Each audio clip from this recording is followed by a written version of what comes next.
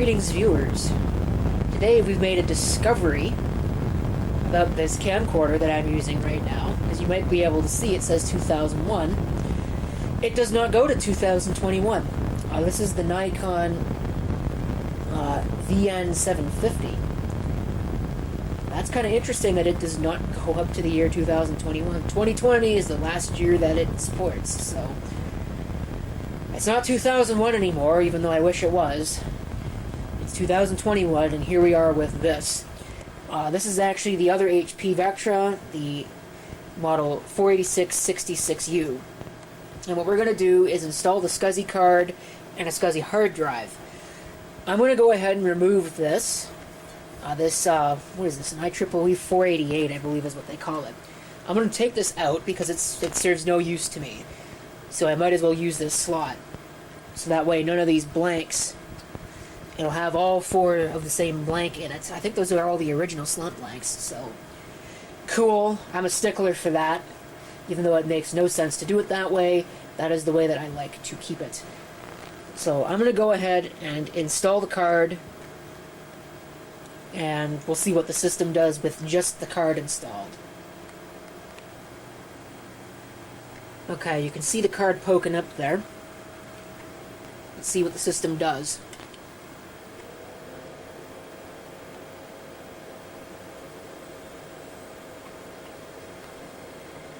Of course, it'll do that for a second. Now we got an error code 1313, which is an indication that the card in slot 1 is not recognized. It's going to count up all the memory. It's got quite a bit of it. This one's actually got 16 megabytes of installed memory.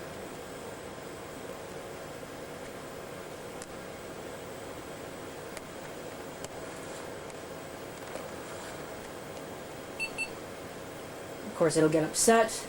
So let me get the configuration utility and we'll see what happens. Okay. So continue, we'll press F1. And it should go ahead and start up the RAM, BIOS, the EISA configuration utility, and the one thing that I forgot to do is I forgot to put the SCSI card's configuration file onto that disk, so that might be a problem. Whoopsie. Unless it's already there. It might be there. I think these configuration utilities do have config files on them. So we'll see what happens. I don't anticipate this will work. It'll probably ask me for the file. I'm not sure why that's there. That's not on this system. So that should be good to go. View or edit details. Let's just make sure that nothing here is messed up. That should be good to go. It's going to want me to go through this. So we'll just do it.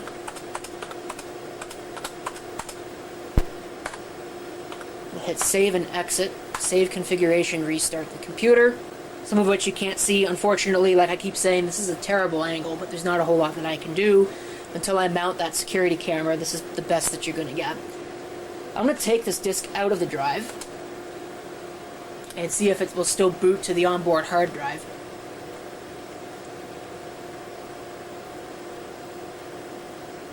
Shouldn't give me an error this time.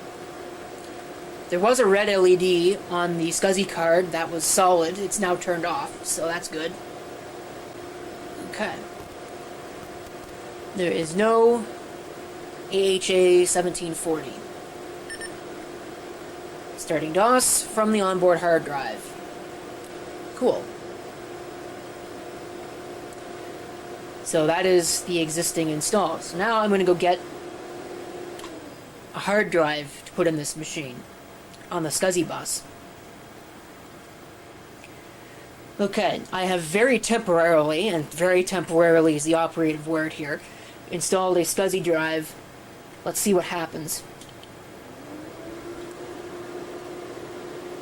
Both drives spin up.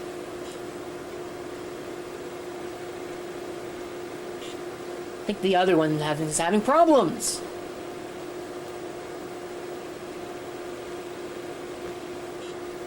That sounds great.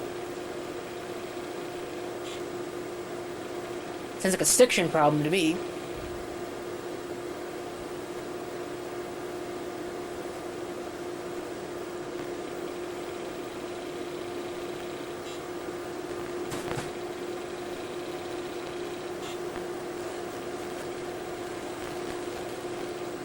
Yeah, I don't know. I don't know if that's working.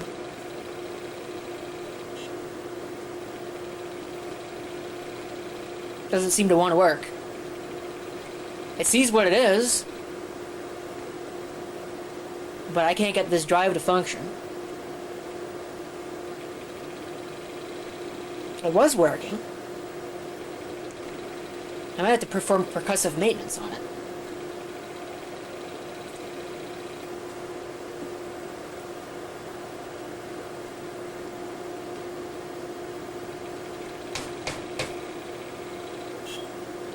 Oh, that wasn't good. Oh, here we go. That might have wrecked it permanently.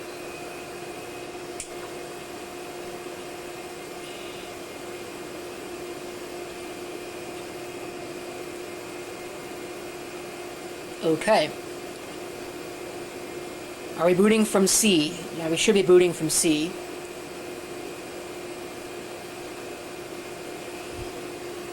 Is D a valid drive? No. Go to F disk. We will change the disk itself. It's only a 1 gig? I don't think that's a 1 gig drive. Fix disk 2. Display. Oh, HPFS. That's nice. So I want to delete partition, delete non-DOS partition. Partition 1, yes. We'll create a partition, primary DOS. Yes. Alright, escape. Hit 5. System will reboot. I'm not sure if I really trust this drive, since I know that now it's got serious stiction problems. But, okay, fair enough.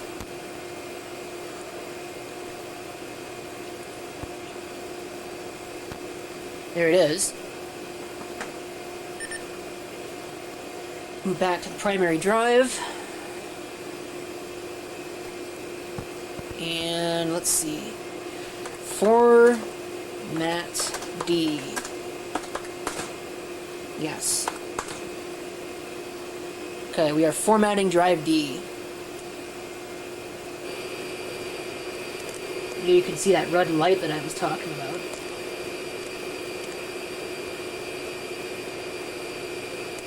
I don't think the system's front panel LED reacts to the SCSI drive. No, it does not. But there it is. It's one of these...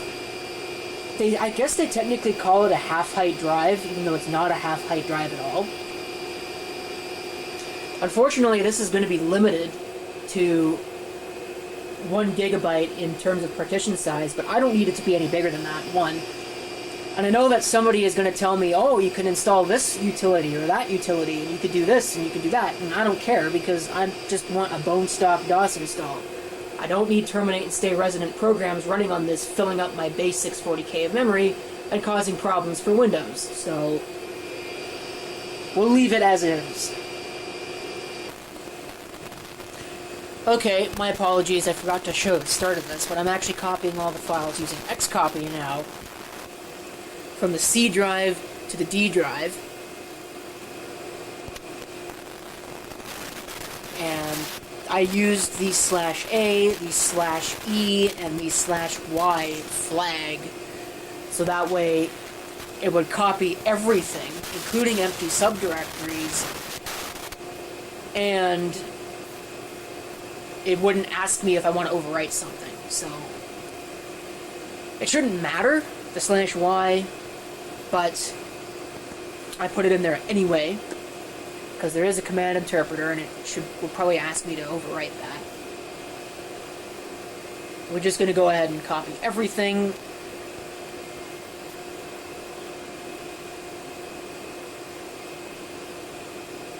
And we'll see what ends up happening. I'll probably end up deleting a bunch of junk. But it's copied 838 files. So now I'm going to go ahead and shut the machine down. And hopefully the computer will recover. I'm going to unplug the IDE drive, so that way the SCSI drive is now drive C, and we'll see what happens. Okay, I've unplugged drive C. Let's see what happens to the system.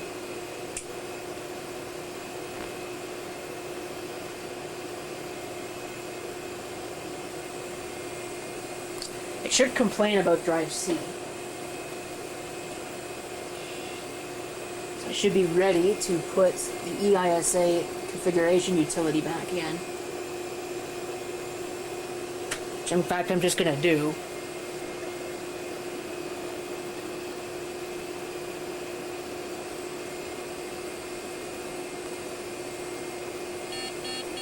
Yeah, there we go.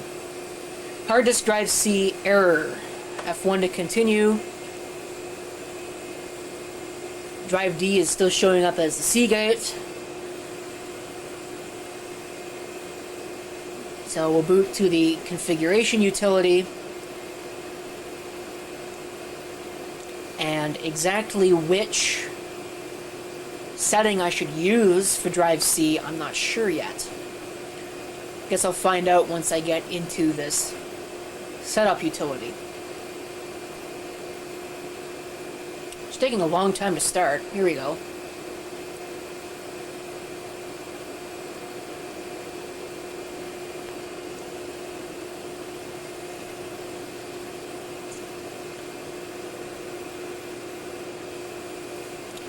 Right, configure, run configuration utility.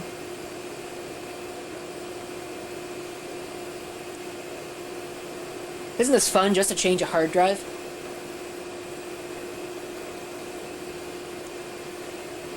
I guess other systems were almost the same way, but you just go into BIOS setup and disable drive C. You set it to none, or SCSI.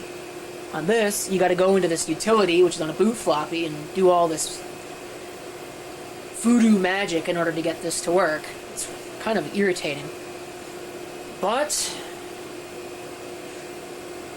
it is what it is. Alright, view or edit details. So we'll come down here. Drive C not installed. Embedded hard disk controller is set to disabled. This, let's see. It's in enhanced mode.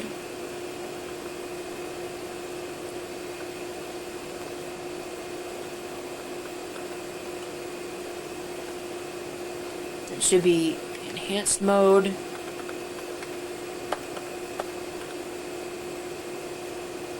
Support for more than 2 drives is disabled. Okay, fair enough. Interestingly, it's got a floppy controller on it, but it's not being used, I guess. So I guess we'll just hit F10 on that. Save and exit, which will ask me to do that. We'll just save and exit anyway. Okay, drive C. There we go. Now will it boot to it? I don't know. Error loading operating system. Of course it won't boot to it. That's crazy. That is crazy. There's something on it, I guess.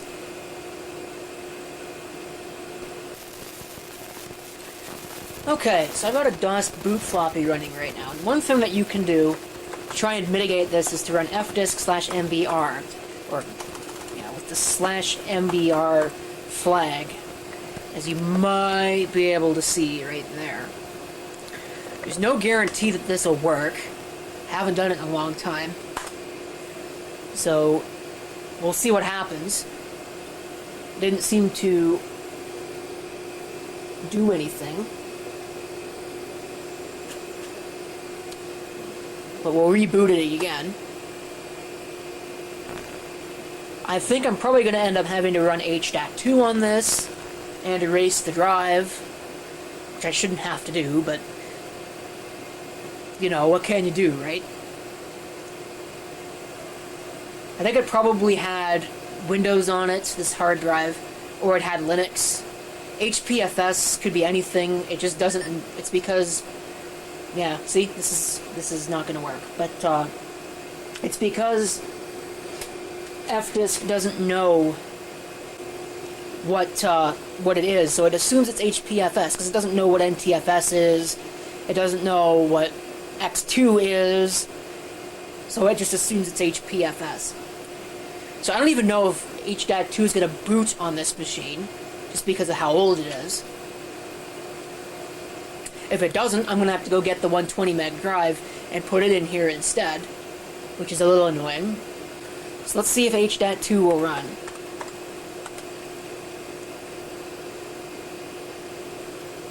SCSI. Alright, I want wipe device with write. Yes. Alright, so that is going out to the drive. I don't need to write a whole lot. I think the first 100 megabytes probably ought to be fine. Something interesting that I have just noticed. This thing sees it as a 1.07 gigabyte hard drive, but that's actually a 4.2 gigabyte hard drive. So, alright, we'll get out of this nonsense.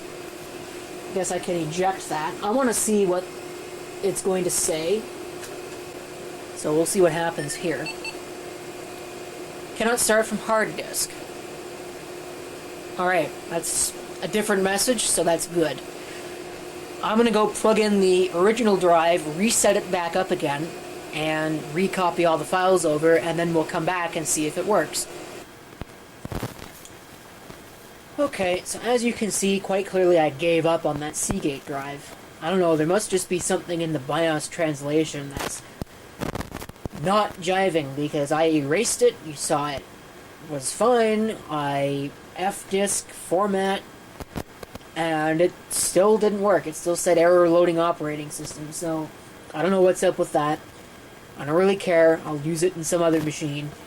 I put the 121 megabyte drive in here, which for whatever reason is labeled as a 100 megabyte drive.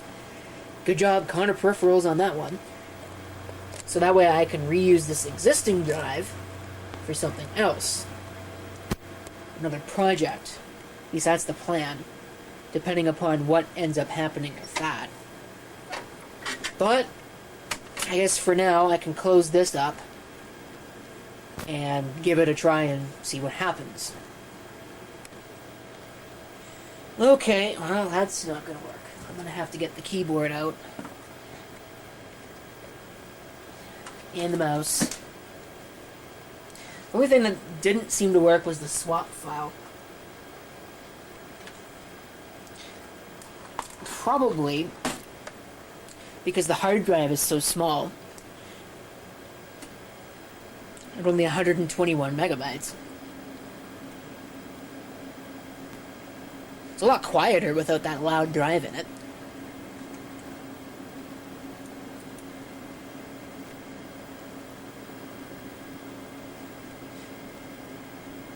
Wouldn't it just be really funny if it doesn't work now that I've got the stupid cover back on? That cover is a real pain to get back on this thing. I think it's working, though. I think I plugged it in.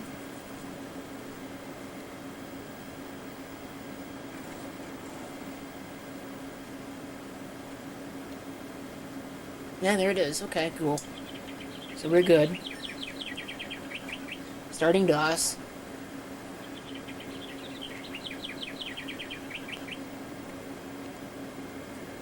There is no LED. You'll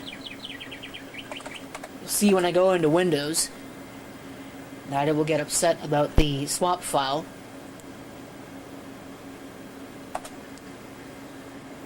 So we'll have to modify that.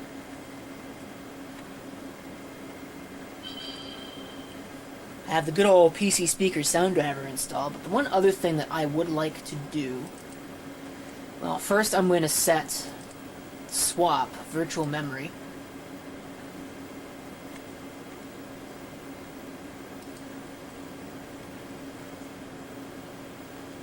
So the recommended size is that. So we'll set it to that. Or we'll just set it to 20480. Let's go for that. We'll hit yes, and we'll restart Windows and see if it works from there.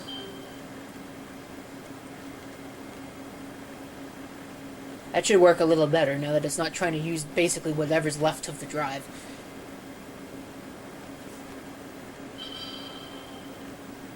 Alright. So, let's see, what did I want to... Oh, I wanted to change it from standard VGA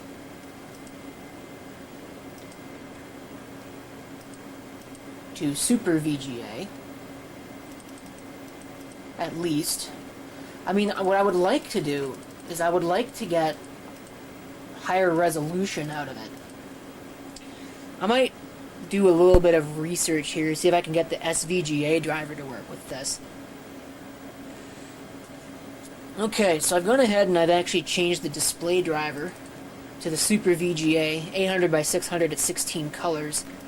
I don't know if this thing would support any more than that, because it's only got a 512 kilobyte video memory video chipset. I don't even know what chipset it is. It's an S3 something or another.